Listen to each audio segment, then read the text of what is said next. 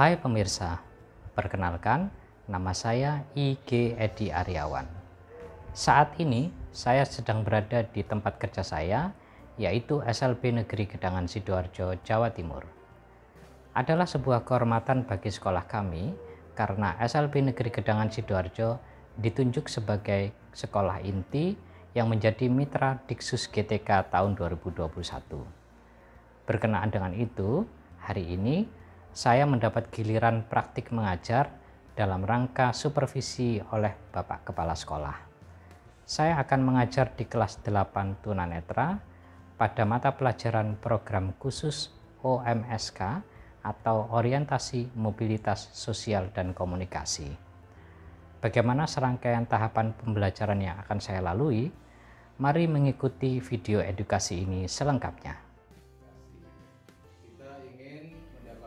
Pada tahap pra-pembelajaran, kegiatan diawali dengan refleksi individual pra-pembelajaran yang dilakukan oleh Pak Miseri selaku Kepala Sekolah dan saya selaku pengajar.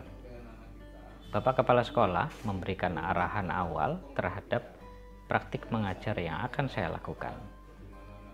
Selanjutnya, saya menyerahkan perangkat pembelajaran yang terdiri dari jurnal pra-pembelajaran, RPP atau Rencana Pelaksanaan Pembelajaran, dan Jurnal Pasca Pembelajaran.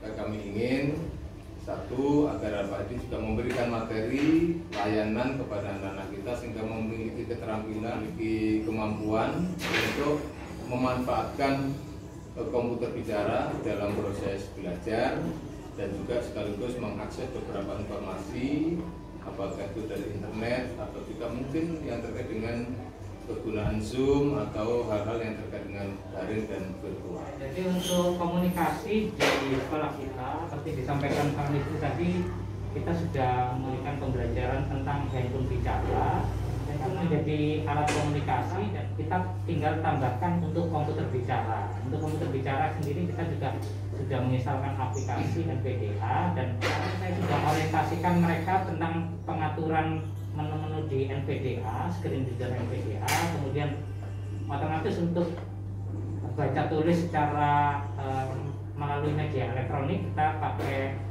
sementara pakai Microsoft dan kami ajari untuk orientasi keyboard, termasuk sudah hafal abjadnya. Nah, sebentar lagi kita demonstrasikan mengajarkan tentang cara membacanya seperti apa. Untuk RPP-nya sudah disiapkan. Terima kasih. Kemudian ini jurnal pra pembelajaran. Kemudian ini jurnal pasca pembelajaran, nanti barangkali kalau ada yang perlu diisikan. Terima kasih. Dan dilanjutkan dengan kegiatan supervisi reflektif kolaboratif pra-pembelajaran kepada saya oleh Bapak Kepala Sekolah dan 3 orang pengamat. Pada tahap pelaksanaan pembelajaran, saya melakukan praktik mengajar di kelas 8 dengan siswa 1 orang bernama Sinta. Praktik mengajar ini juga disaksikan oleh Bapak Kepala Sekolah dan 3 orang pengamat. Pada mata pelajaran program khusus OMSK atau Orientasi Mobilitas Sosial dan Komunikasi kali ini, saya mengambil tema membaca dokumen Microsoft Word dengan menggunakan komputer bicara. Adapun media dan alat bantu pembelajaran yang saya gunakan adalah: pertama, laptop sebagai komputer bicara. Laptop yang saya gunakan ini adalah laptop pada umumnya. Laptop ini dapat berfungsi sebagai komputer bicara karena laptop ini telah terinstall dengan program pembaca layar atau screen reader. Program pembaca layar atau screen reader yang saya gunakan adalah NVDA.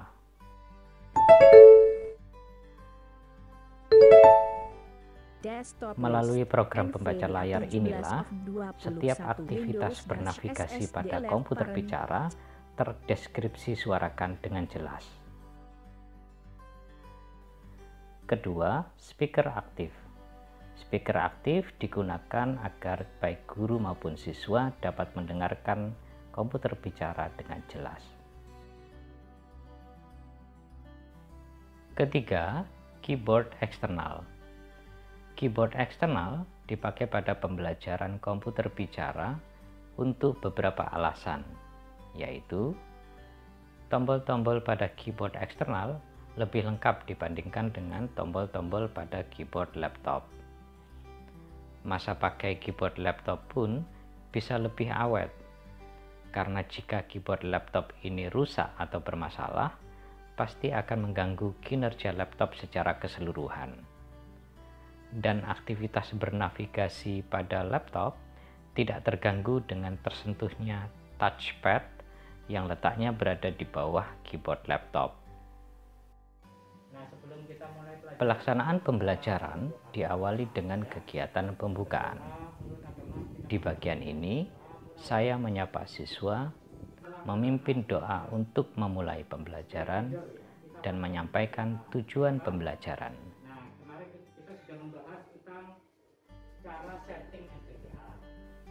Pelaksanaan pembelajaran dilanjutkan dengan kegiatan inti.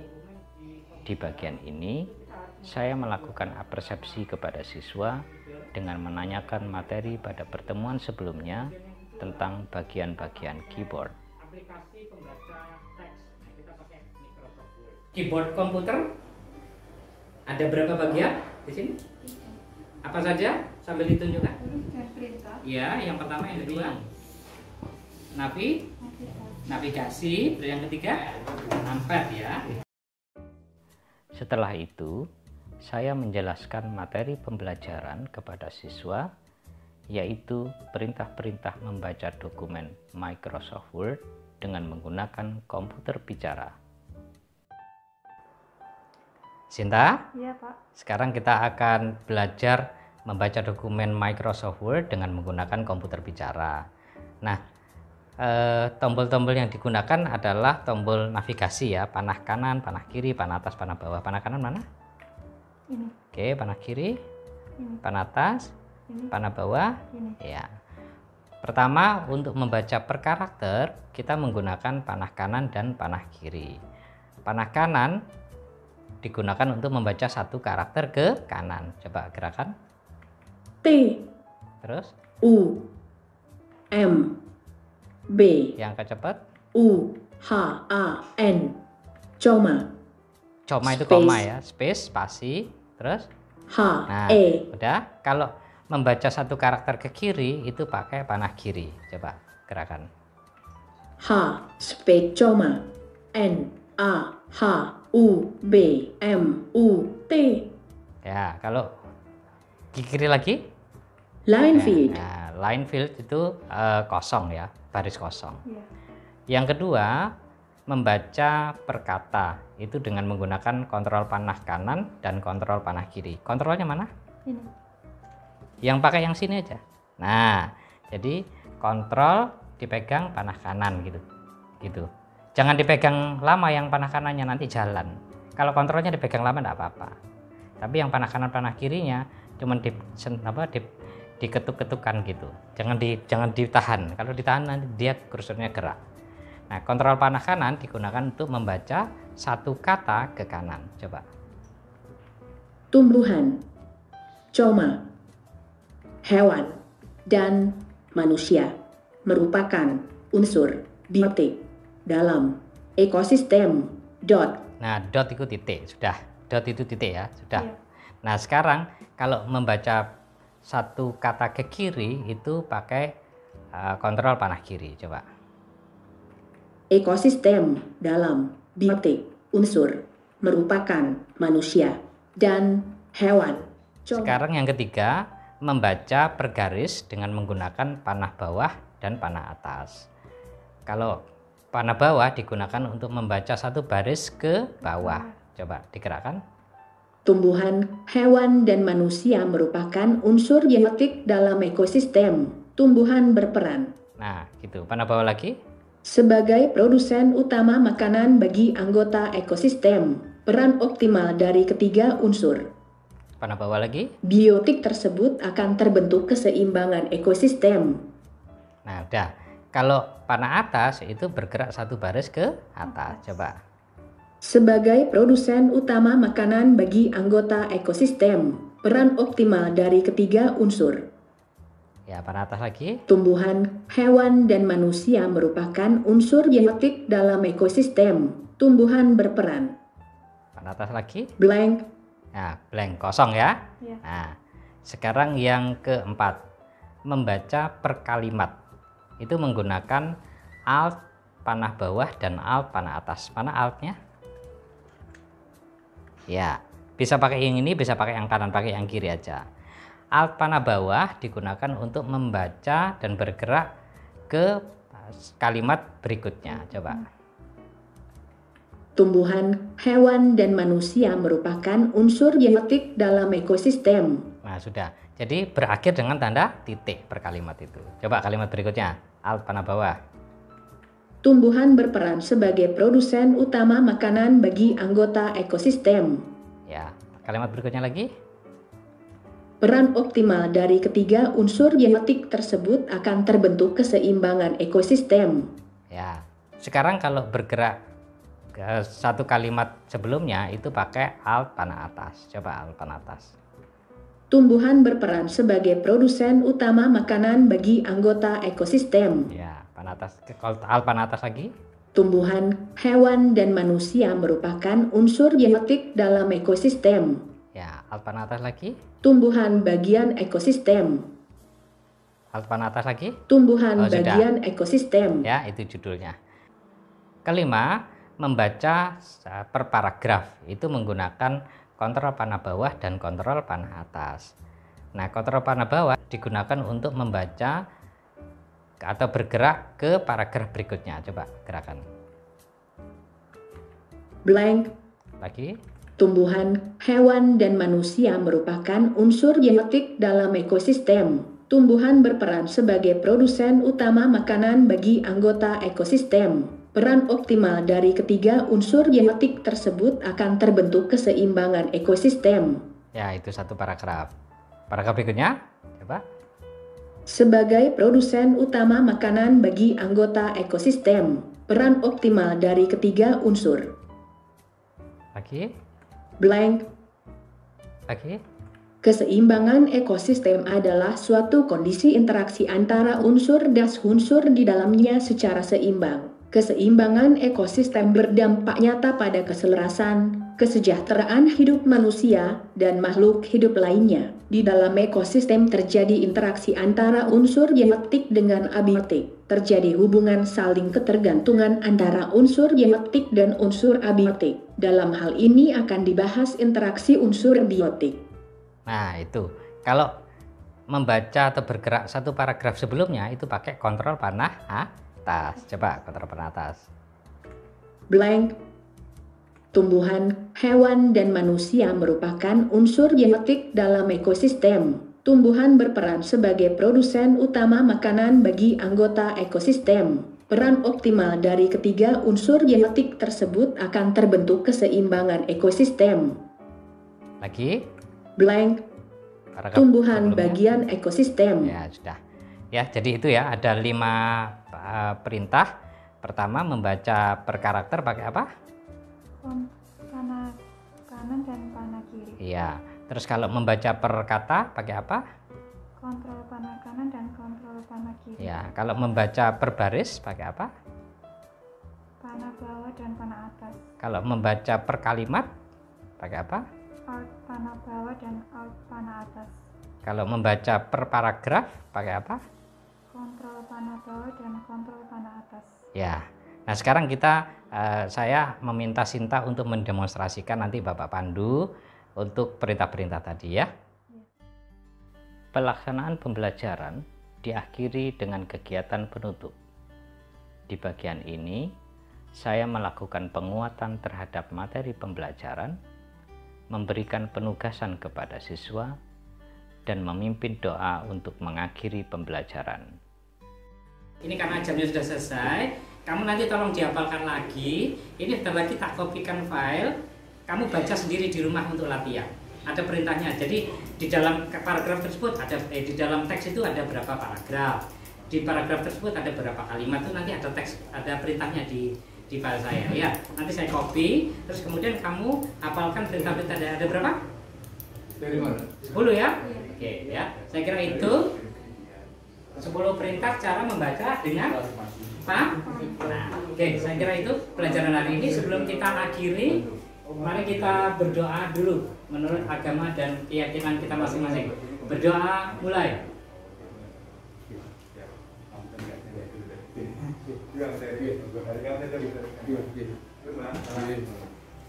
Berdoa selesai.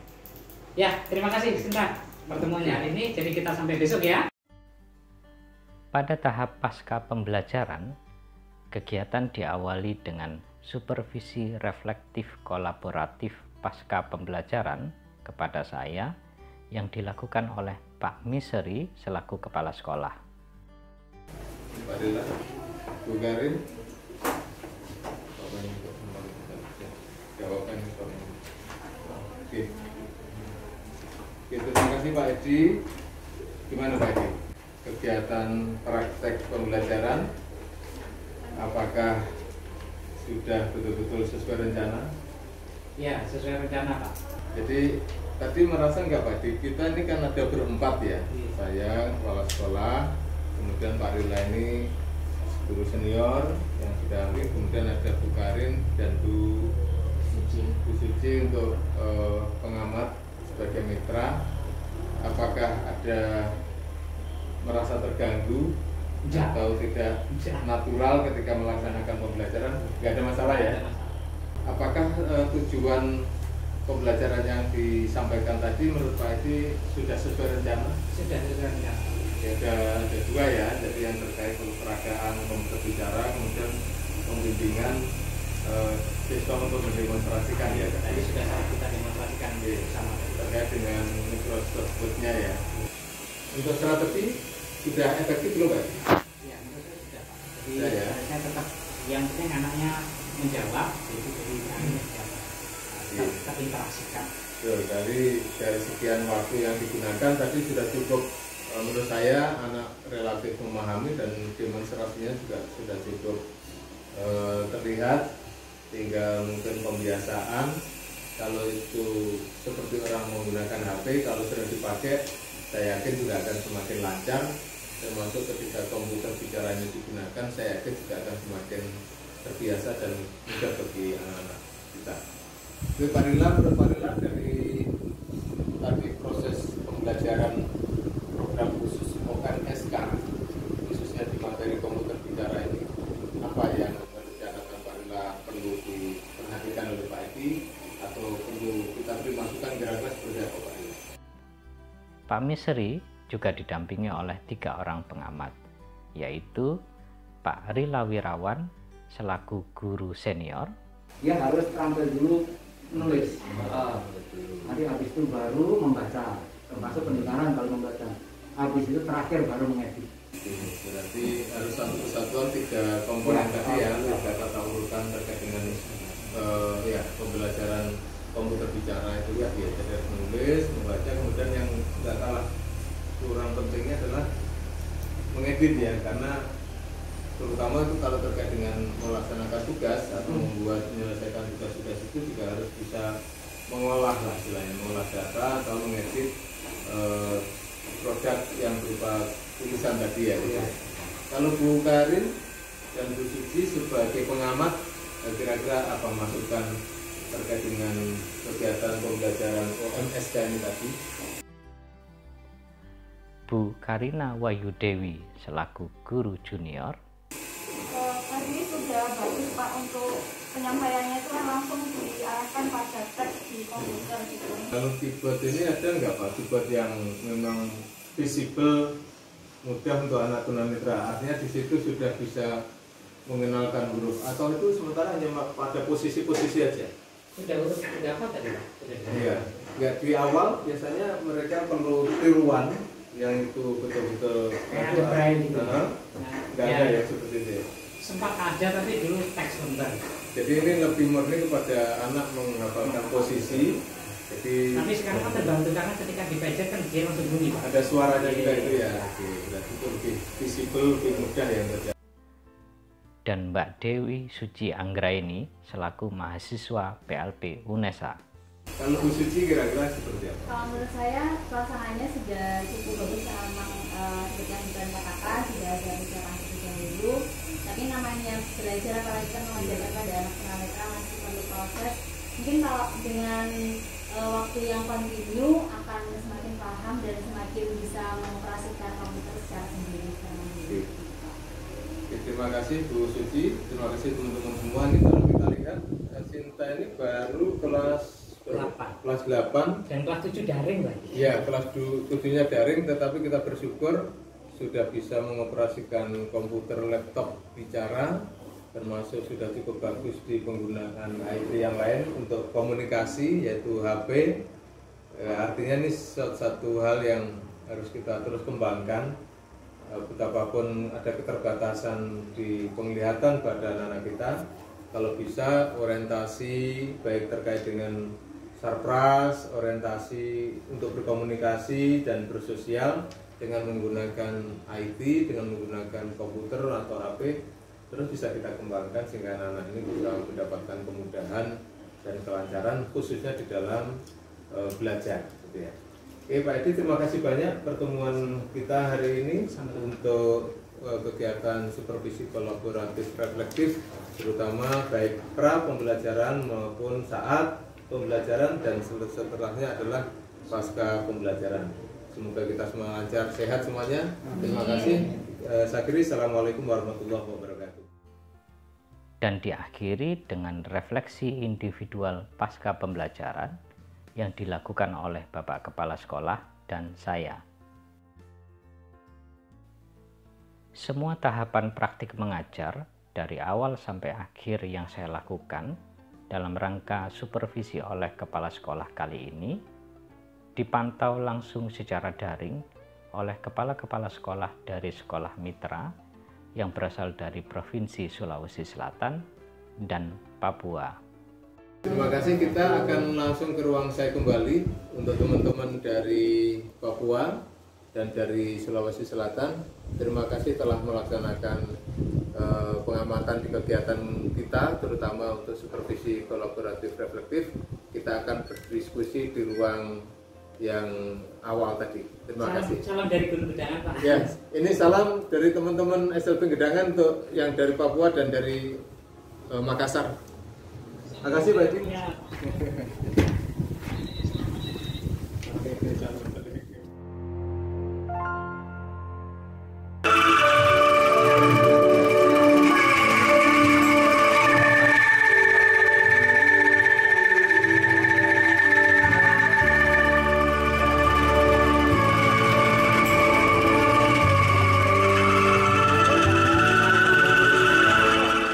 Pengembangan bakat dan potensi dengan pendidikan yang berbasis seni, budaya, dan vokasi yang ada di SLB Negeri Gedangan Sidoarjo adalah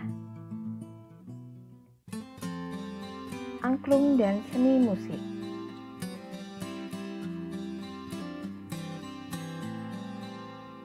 Seni tari,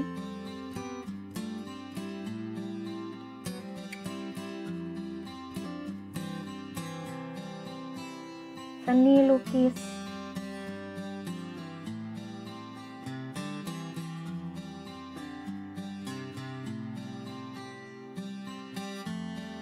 hadrah,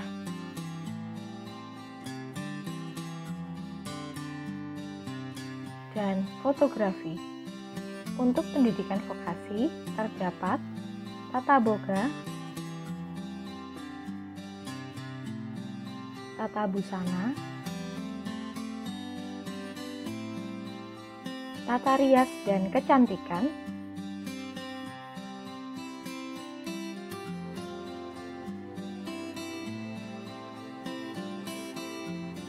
kerajinan tangan atau handicraft,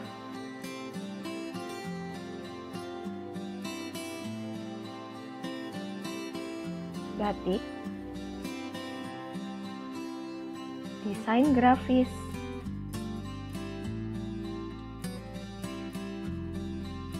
sablon dan percetakan,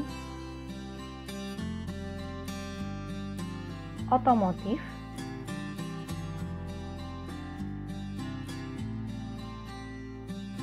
berkebun dan hidroponik,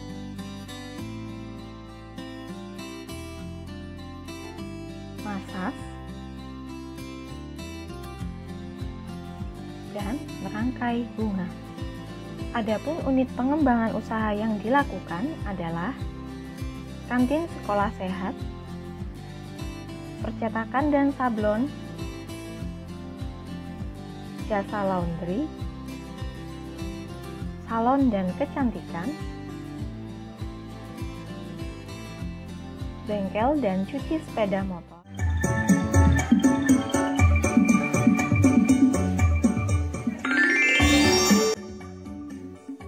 Bagi pemirsa yang ingin mengetahui bentuk layanan sekolah dan keceriaan siswa-siswi kami, pemirsa dapat mengunjungi channel YouTube sekolah kami dengan nama channel SLB Negeri Gedangan Sidoarjo. Terima kasih karena telah menyaksikan video ini. Sampai bertemu pada serial video edukasi selanjutnya.